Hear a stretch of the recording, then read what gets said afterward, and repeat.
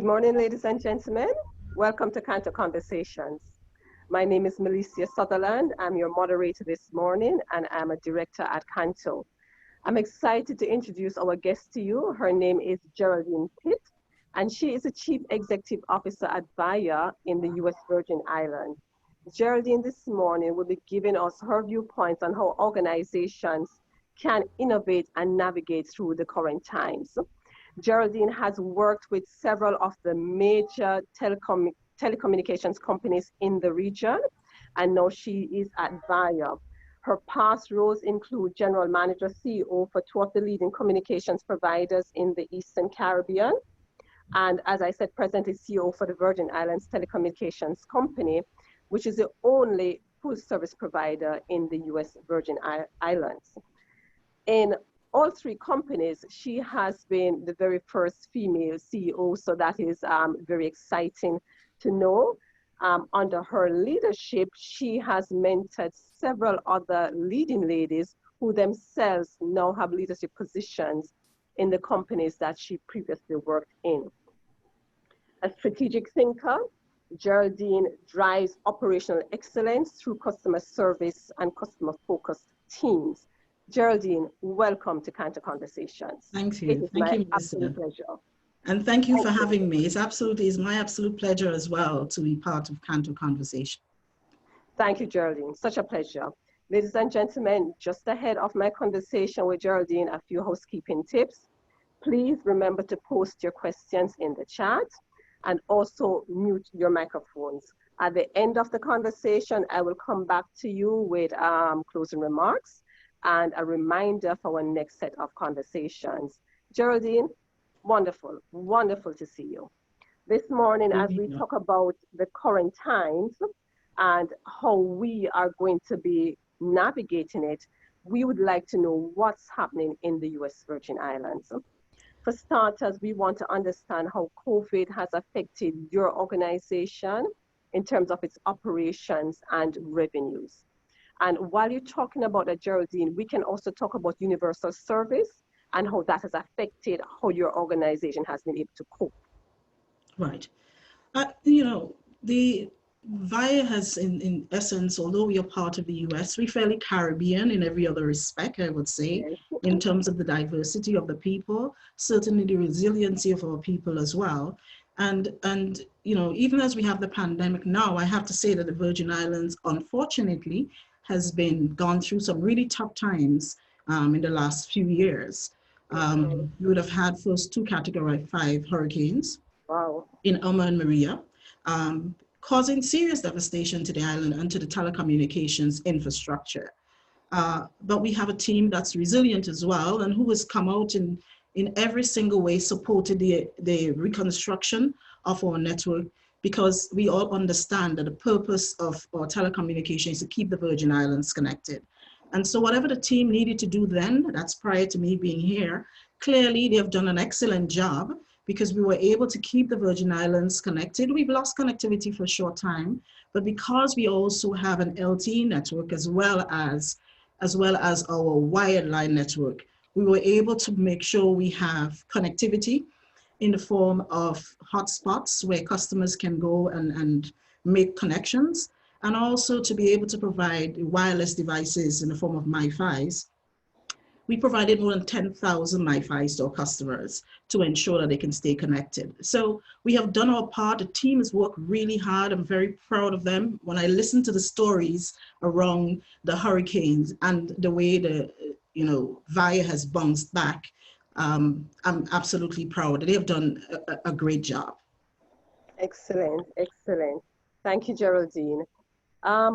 You did mention just now, Geraldine, about the whole issue of hurricane restoration. Right. Now, during COVID, has there been any additional help with keeping your network infrastructure working during the pandemic, as you get a lot more traffic on the network, as more people are at home and your peak hours kind of switch from what would happen at office time to what's happening all day in people's homes? Yeah, and you're right, Melissa. I mean, no longer are we having the conversation in telecoms about peak hours during pandemic.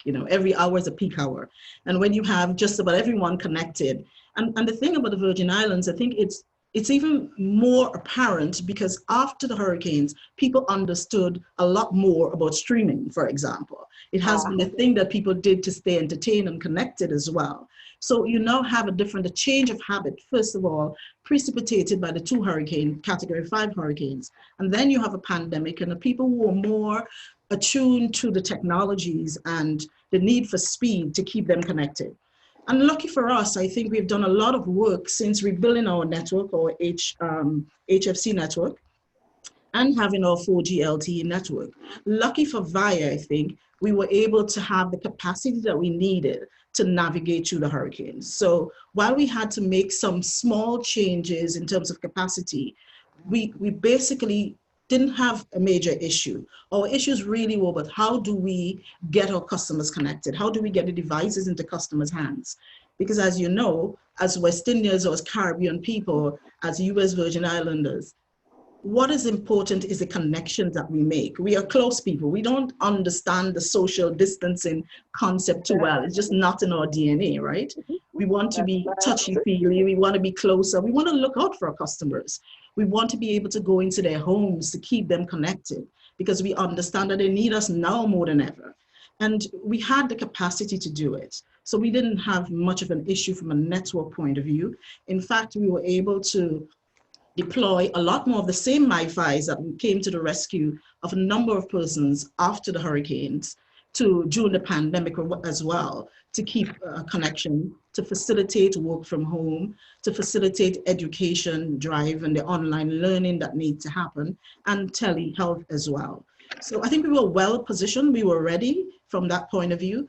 But of course, COVID is no hurricane. It touches us in a lot of personal ways, and it allows us to be so distant. So we had to figure out different ways to serve our customers. But our network was fantastic, held up very well. Excellent, excellent. And despite the fact that people are at home and you have an almost all-day peak, your network has been able to roll with that, and you haven't had these, capacity issues that some operators have struggled with. No, and what is even more remarkable is the fact that we have high-speed plans that we didn't have to change. We didn't have to make any kind of adjustments there. We were able to offer a decent speed of 25 megs to customers who otherwise probably would not have used it then. And even so, we still was able to provide a good service.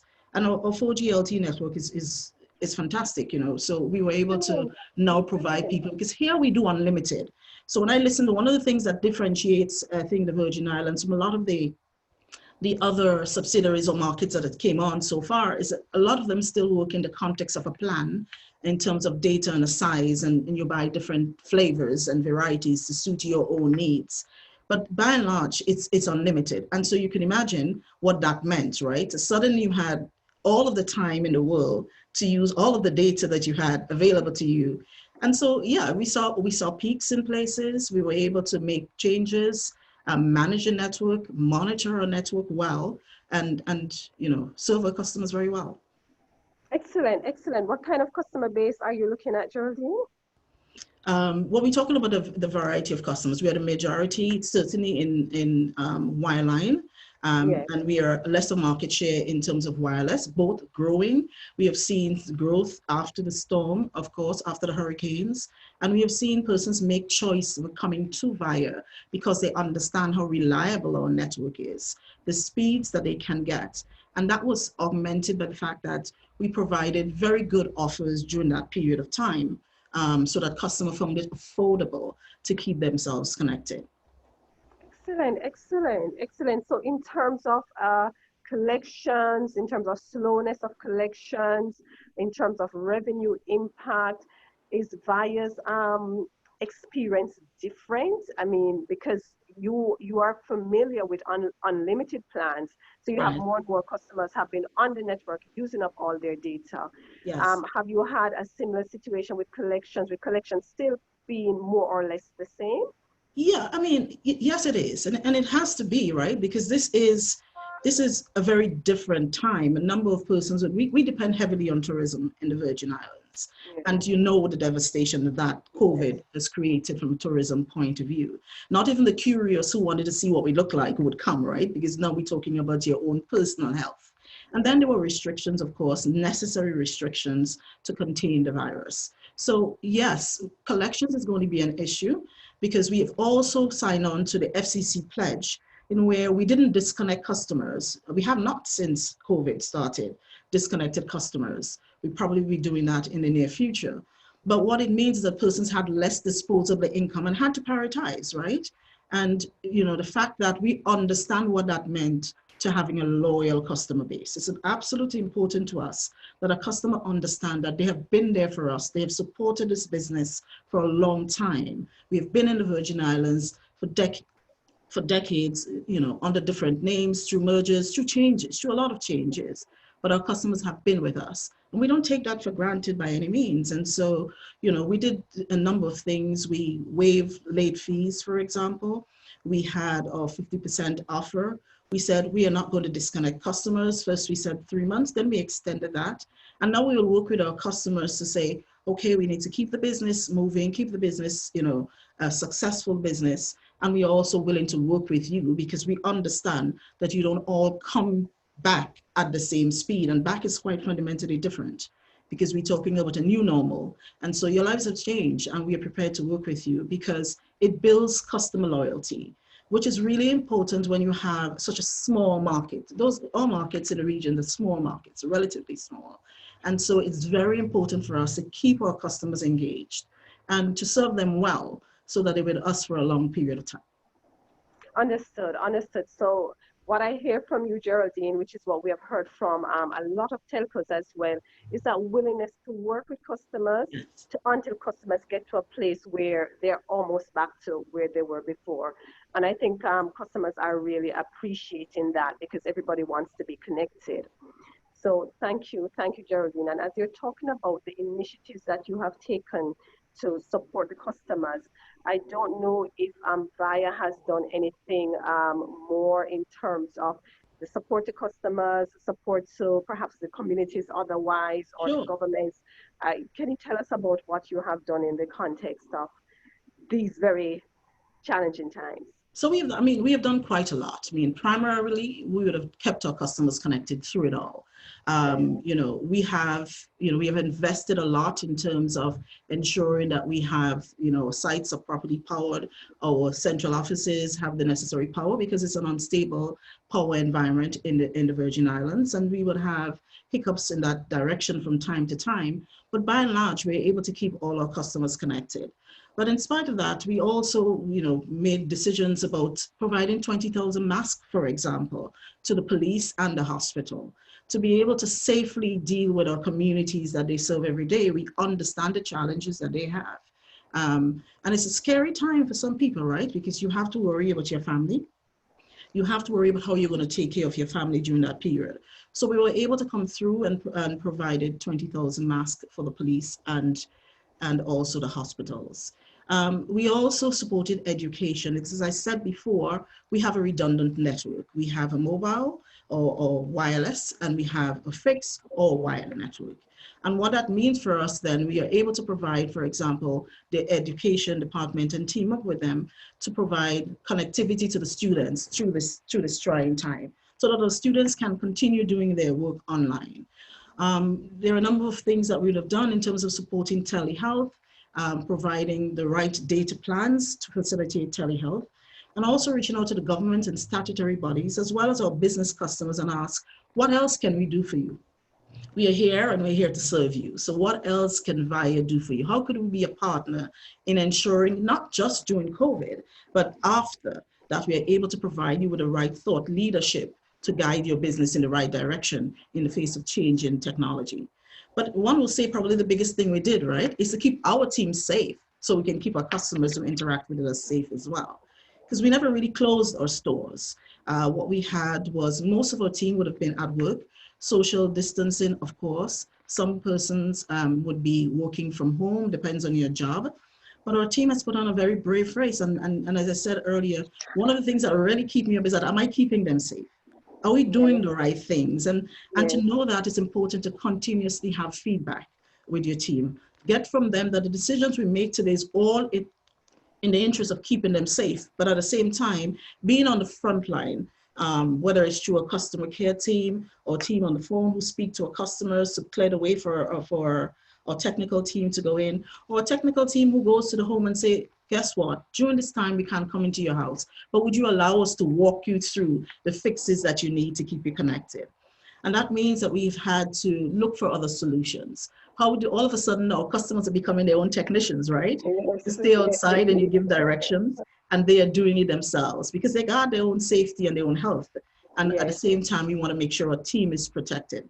So I think the big thing that we would have done is keeping ourselves safe, our team safe, so that in turn our customers will feel safe in interacting with us as well.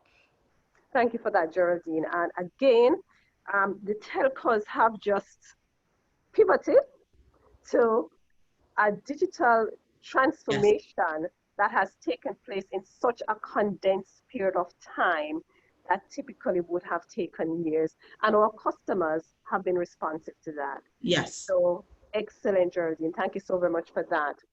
In terms, as you talk about strategic thinking and visionary thinking, reaching out to our customers, our governments, our big business, our residential customers to say, what more can we do for you? Yes. As we talk about that, Geraldine, how do you see that evolving? Where do you see this going as you think about how do I transform my business?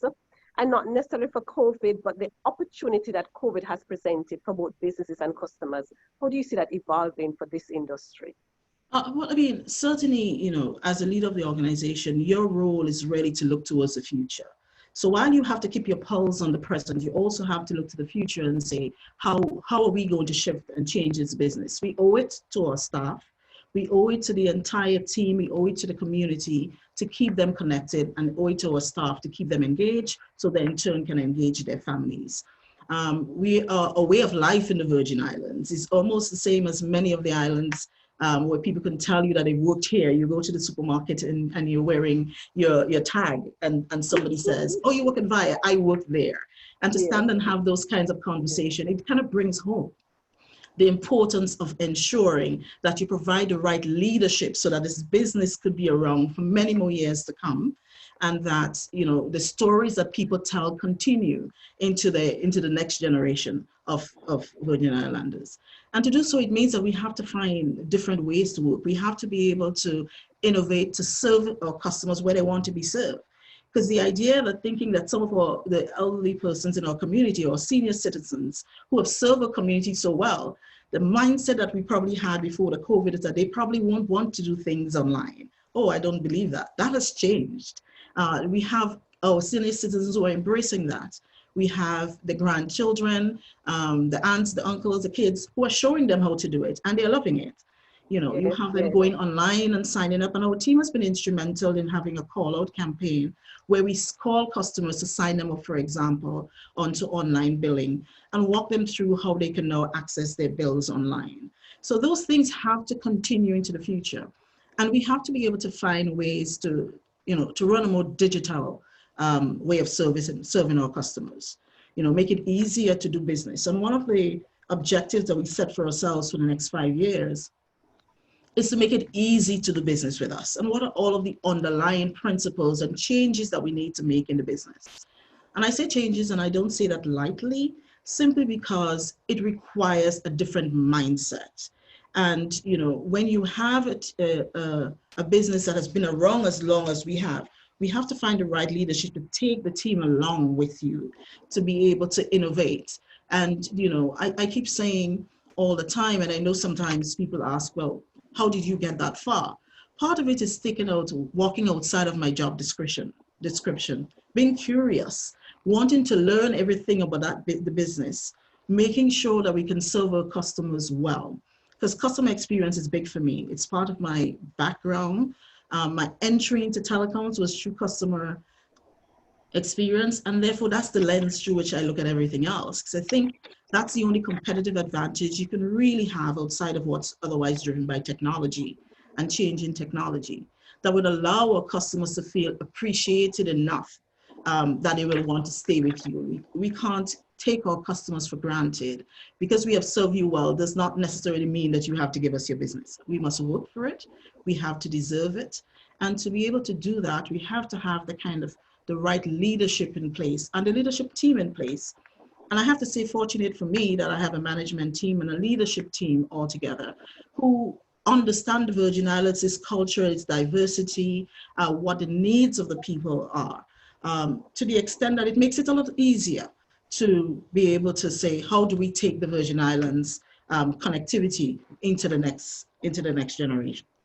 So, they understand the culture, and that's the important thing. And if you work through the team that you have in place and develop as you go along, make the changes, ask for the feedback, switch gears sometimes, you'll have to do that.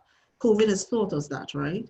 So while we were all down the digital path, thinking that we had maybe a year or a couple of years to get there, we are now in a position where we have to accelerate. And we don't get the opportunity to go back. We don't get the opportunity. Now what's happening is we have awakened the curiosity of our customers. They want more. They want it now. They want faster speed.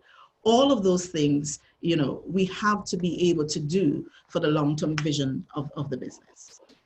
Thank you, Geraldine. There are two issues, Geraldine, before we go into a question session. Two questions I have for you that have to do with connectivity, as well as how do you get from here to there? The first bit on connectivity, I want you to help us to understand, because connectivity has been a big issue. The GSMA had a session just recently, and they have come back to the fundamentals of connectivity, because COVID has really shown how important connectivity is. It's an evergreen issue. I've had discussions in our CTEL group, which is OAS, Organization of American States, the telecoms component. We're back to connectivity.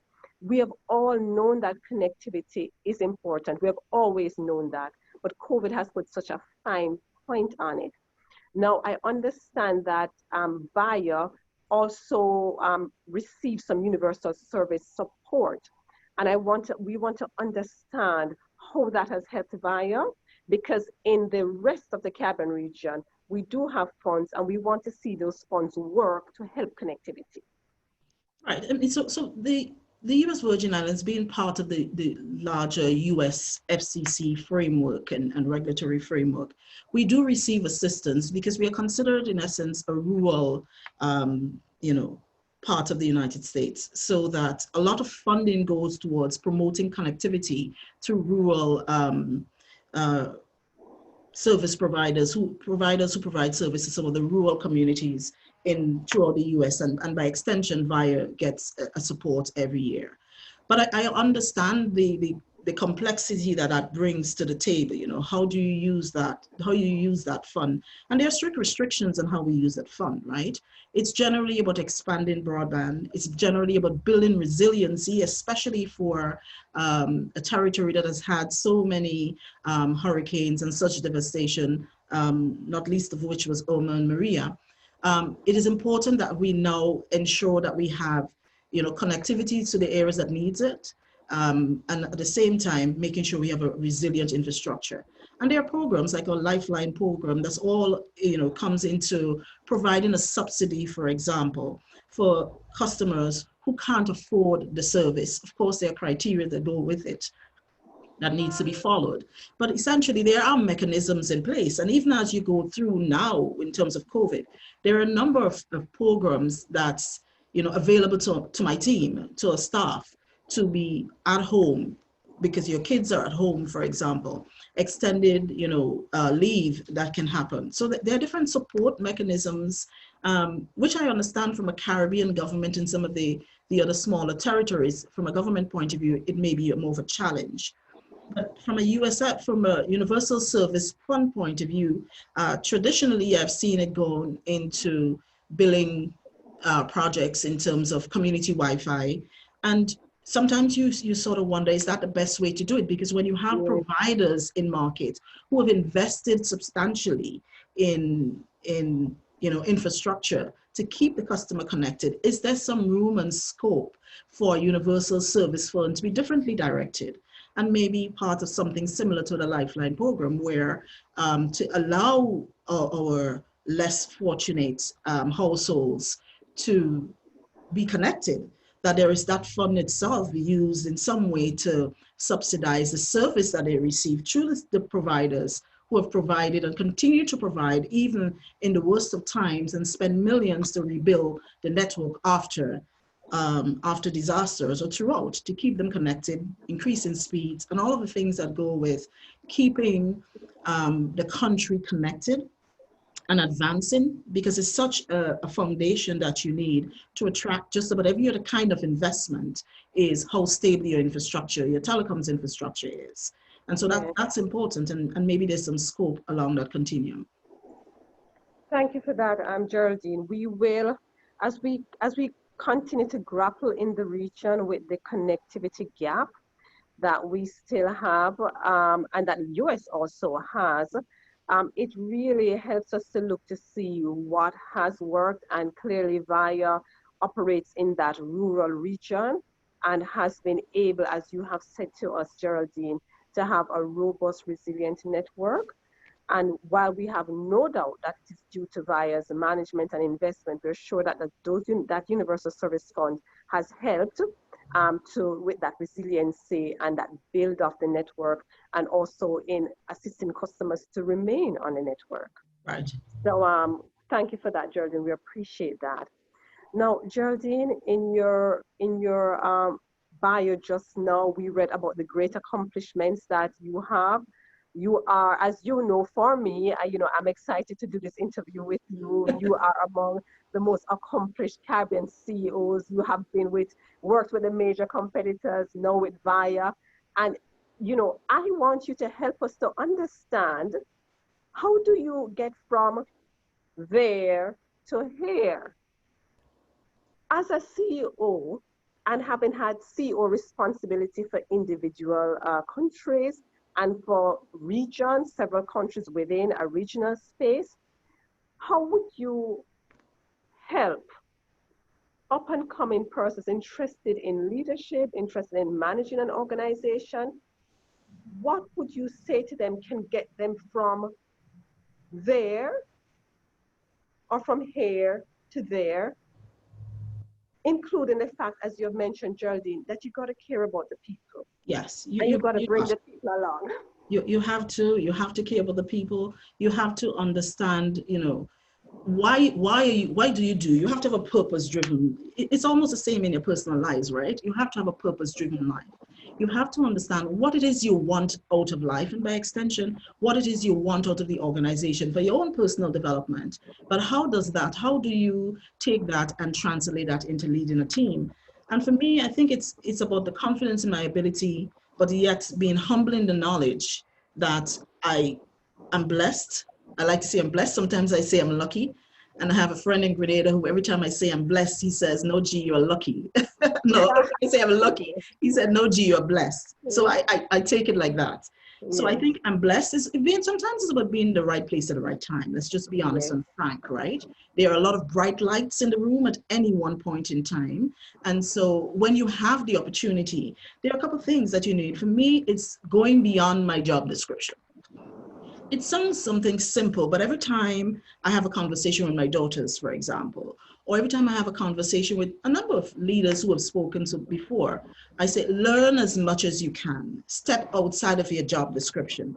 If you only go by your job description, people find themselves either not moving up in the organization, or even when they move out of the organization, they just don't know. They are lost and they don't know what to do because they don't have the diversity of skill sets.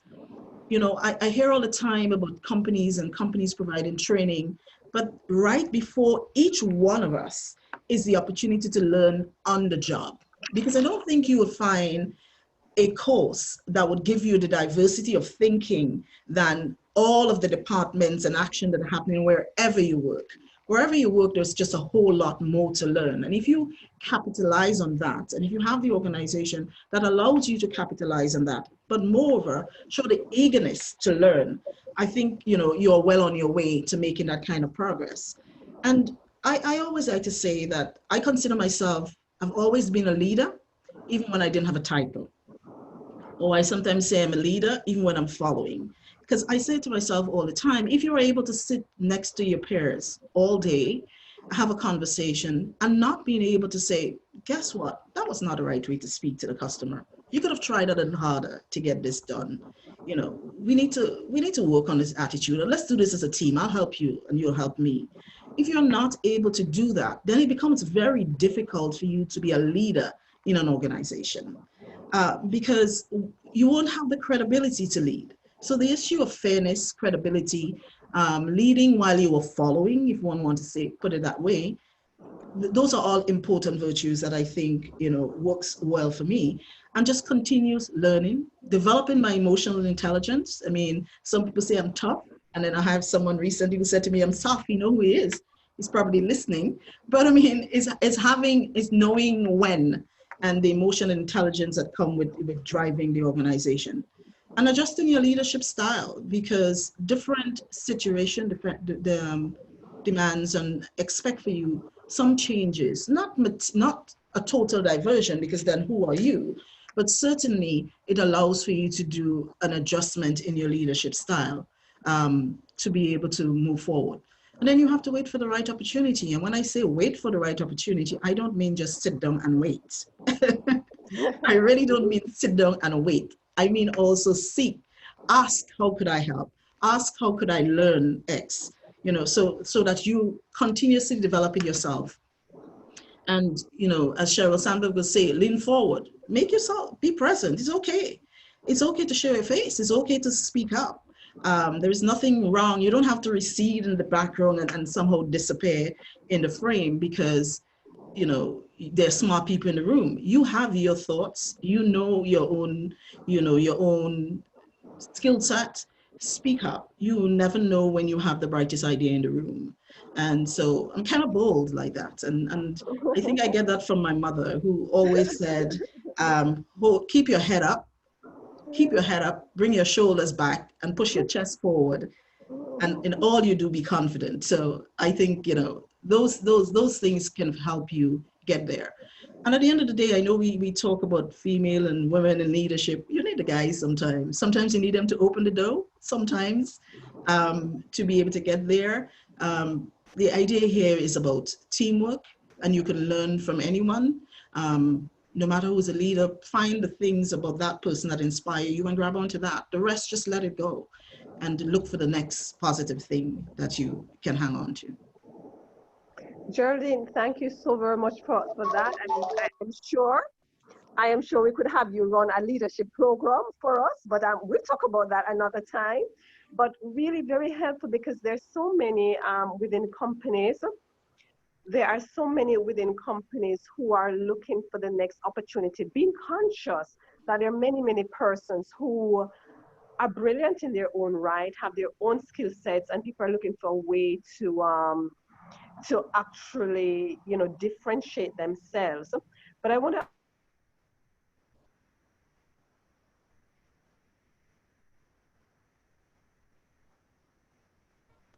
I think Melissa's connectivity, I think she probably needs to switch to Viya from wherever she is.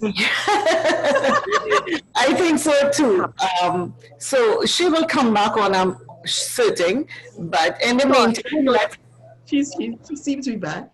Sure. Back. Sorry about that, Geraldine. Go ahead. No, I was just saying you probably need to switch to Viya all the way from where you are in Jamaica, because your connectivity looks weak. Well, I don't know about that, because I maintain my connection, but I have no idea network is quite robust. Oh, really? We'll leave it as that. I wanted to find out from you, Geraldine. For those, you have a lot of bright folks in an organization and they're finding that this is just not working for them. They're looking for something and it's not working. I mean, pivot is such a trendy word now during COVID, but can people pivot to something else if you feel something is for you and it's not working? I mean, certainly. I mean, one of the things that I say when I speak about learning in the organization or continuous learning and, you know, trying different things, I didn't start off in telecoms. I mean, I actually studied town and country planning in Cass in Jamaica. So I was Oh, away. I decided to do this because I didn't want to be in an office all day. My young 18-year-old self said, you know, anything else that you do, I want to, anything that took me to the field, anything, Yes. just find Yes. something. And then, of course, I fell in love with urban planning and town and country planning. And I always have that joke where I say, you know, I remember getting in after the first term and you had to do your term paper and I realized I couldn't type. And I was like, oh, why did somebody not tell me that I need to learn to type, even if I didn't really want to be in the office all day? And I say that to say, I want people to think about learning and development as a personal responsibility. Your company or wherever you are, those are support mechanisms, but it's a personal responsibility because you know where you want to go in your life. And when you learn something on the job, or as you develop yourself, even if it's on the job, it's never always about staying with the company. I think that's the mistake some people make. I hear people all the time say, I'm working so hard and not being promoted. And there are all kinds of biases, I would say, in the workplace. That's not going to go away, though. It's going to be there and it's going to be with us for a long time. But think about your own development as your next opportunity. And it does not have to be for promotion within the organization that you are in now. I mean, most organizations would be glad to have you at a higher skill set and committed to the role that you're in or the role that you can go future development and advancement in the company. But it's really for you. Nobody takes that away from you. And that's the thing that I've learned along the way. Not only does it look good on your CV, let's start off with that, right? I think some people forget that they have a CV when they're trying to look for a different job as well. So Yes. not only does it look good from an experience point of view, but you have to think about it as what my next move is likely to be. And it's not just about visionary leadership, it's a visionary self-leadership as well. Where do you see yourself going and how could you get there? You know, with the aid of your company, but with the knowledge that I'm going to go after this because it's about me and nobody takes it away from me when I walk out. When I leave the organization, I have it. And it gives me diversity of the paths that I can take after. Or it could move you up in the organization. I mean, I surround myself with a team that when I walk out of here today, I'm sure there are 2 or 3 persons in the organization who could take this and run with it. And that for me is, as you said earlier, when I look back on the organization I've been with, and I see the number of persons who are now in leadership position, I think that's what gives me the joy. That's what makes me feel that I've done a good job, right? Because they are now able to rise to the occasion and have the right skill set to do that and be bold and confident in their ability to get that done. So, you know, it's really going to be about, is it that you have to move up where you are? Maybe you want to, then are you doing the right set of things to get you there? Or alternatively, am I preparing myself for what the next opportunity to be? And my thing in customer care that I learned, and I've always said that to the team, is the person that you're having this conversation with now about the company that you're working now could be your next employer. Think about it from that point of view, and then think about the impression you want to make. Understood. Thank you so very much, Geraldine. As we are in these very difficult times where we have to move from one thing to the next and go back and go forward, it's always great to, as a leader, consider how you would do that. And you have to take yourself there in Yes, order to actually take the organization to where it needs to be. Thank you sure. so very much for that, Geraldine. I'm right now going to check for a couple of questions so that our audience can actually hear from you, Geraldine. So, Madam, I'm checking for my questions. Do we have, I'm going into my chat. I have 4. So Geraldine, just going to look at the questions as they come in. And I do have a question from Timothy. He wants to understand what was the most important lesson learned in leadership over your still developing career? Wow, that's a loaded one. And I told Melissa is frozen again, and she thinks she has a fabulous network, but we'll leave it at that. Wow, We need Timothy, some that's a funding, hard one. Geraldine. Geraldine, we need some universal service funding. That's what we need. So you need to send us some of that if we can't get it from our own jurisdictions. Yes. Timothy, what would be the most important leadership lesson? It sounds strange, but I think it's humility. You know, you have to understand take yourself, you know, to the place that your organization or is, understand what it means, understand the context. And sometimes people say to me, for example, you're moving too quickly. And not only do I speak fast, but I think quickly as well. So I have to understand and figure out how do I kind of pull that back a little bit, because you know, you can't lead if you're way ahead in terms of your thinking. So you have to understand your situation that you're in and be humble in that, where other persons are in their own journey, to be able to take yourself forward. And it's all over the people. It's all over the people. Thank you, Geraldine.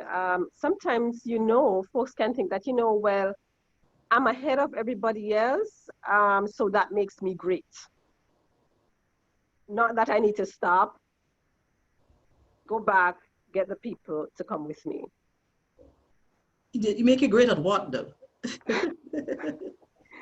I appreciate that you bring that up, because sometimes folks feel like I'm ahead, I go ahead, but you know, nobody else has got it. And so understand that we actually have to get the people to come with. Yeah, I always say my job is not to run the organization. My job is really to provide the guidance to the people to run the organization. That's really what it is. And so getting the right team in place and also paying a whole lot of attention and listening to their perspective really does help you do that. Thank you, Geraldine. I'll move on to another question. We have 17 minutes left, so I will move on to, I'm going back into chat.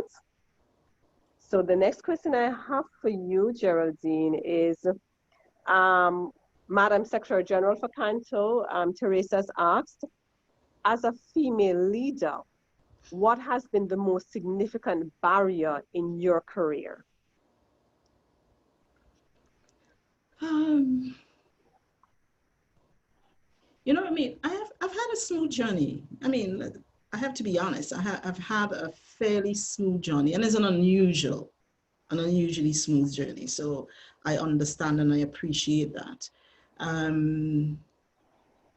Well, the barrier is that there's sometimes it's almost like when you're driving, right? As a woman, you can relate to that experience, right? So when you're driving as a woman and you try to park the car, and the guy who stands on the road and keeps saying, come back a little, no, turn left, turn right. Yeah. And you're like, I got this. Yes.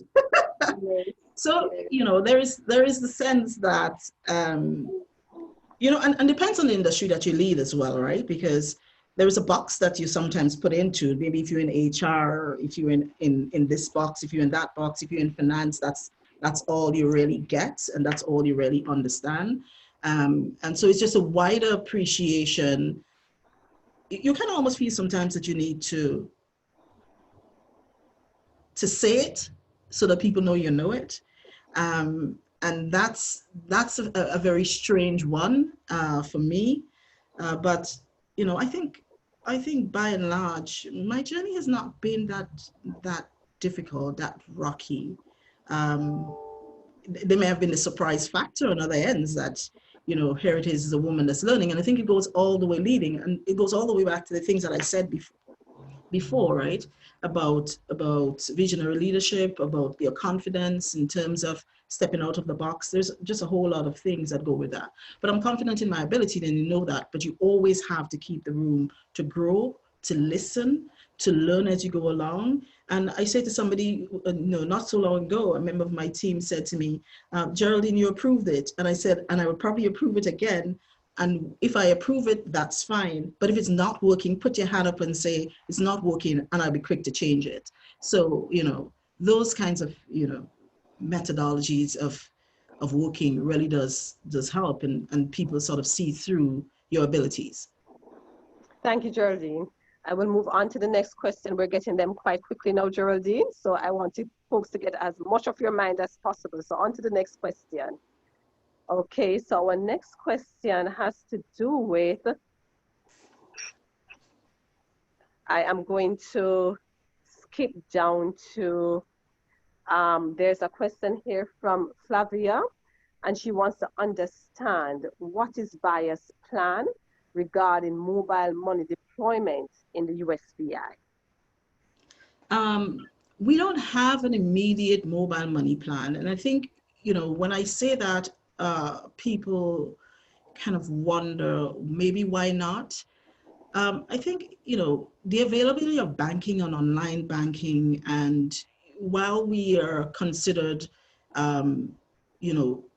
Caribbean, I think people have a perception of that mobile banking is for every Caribbean island. And granted, there may be some process of, for doing so.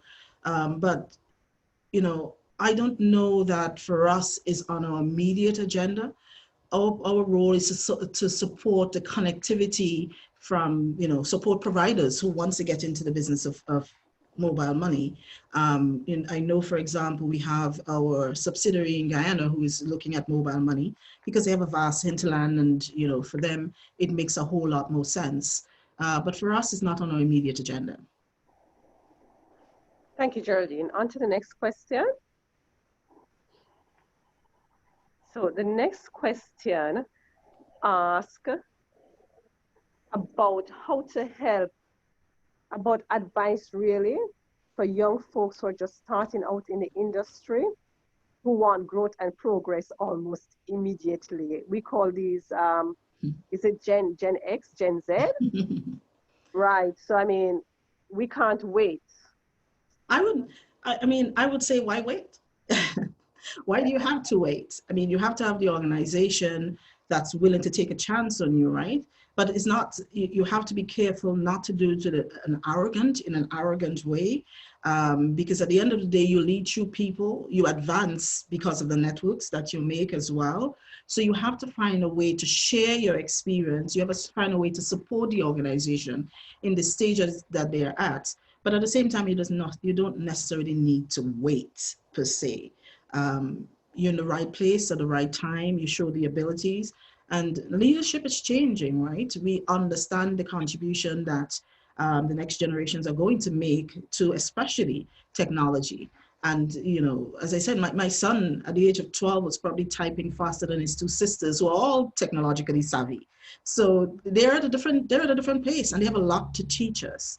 So it's our willingness to learn, I think, is what's going to be. And to look at this as not just a tenure. I think you sort of get into sometimes, because I've been here long, you remember the days when people would say to you that I took 10 years to do my master's, how could you do yours in one, right? So you have to get out of that mentality that says, yeah, the world has changed. It's different. Yes. Access to knowledge is just a whole lot more widespread. They read a lot more than us. And, when I say to my son, I haven't seen you read a book in a long time, and he will say something to me that I read a lot. He reads on the internet, and I've had to accept that as well. So yeah, they have a lot to share, and we have to be open to give them a seat at the table. Oh, thank you, Geraldine. I think that's a very interesting response, because, previously would have got a response that says, yeah, you build up your skills, you do this and you do that. And then after a little time, we can look at you. But you're saying, Geraldine, that somebody we can actually learn from the next generation that doesn't want to wait and tenure. Yes. In order to have an impact. Absolutely. Interesting. That makes for quite a bit of balancing in an organization. It does. And it depends on the age of the organization, the skill set. And some organizations are just deep in terms of the resource. And if we learn from our Gen X, we'll be good, or Gen Z, we'll be fine. Excellent. Thank you, Geraldine. On to the next question. I do believe we have one more question, and we're now at 9 minutes, so we're watching the time as well. Okay, the next question I have for you, Geraldine, ask, how can CANTO assist Viya in this climate? How can we be more useful? As you know, Geraldine, you are our guest this morning. We're so excited to have you. And we want to know, what more can we do? We want people to hear from you. We want people to know that we have a great resource in you. When we're thinking about leadership development, I think of you, and I hope to have other people think of you as well. What more can CANTO do for Viya to make ourselves relevant to what you do? So, I mean, you know, if David is on, I don't, unfortunately, I checked and I don't so think he's on. I think he has a you'll conflict. you'll tell him that for me, and tell him I But he will smile know. when I answer that question. They can continue to provide thought leadership and meaningful discussion around technology.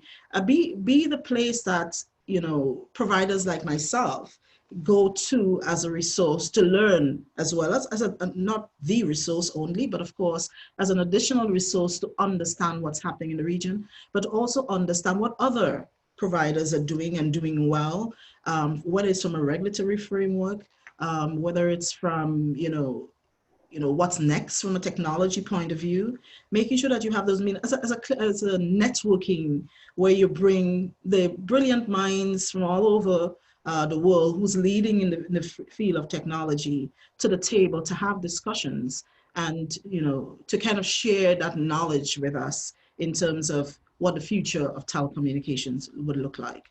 And this is a good start. The round table is a good start. Guys have done a good job, and smile again, and that smile is definitely for David. You've done a very good job in bringing the series to light, and well done.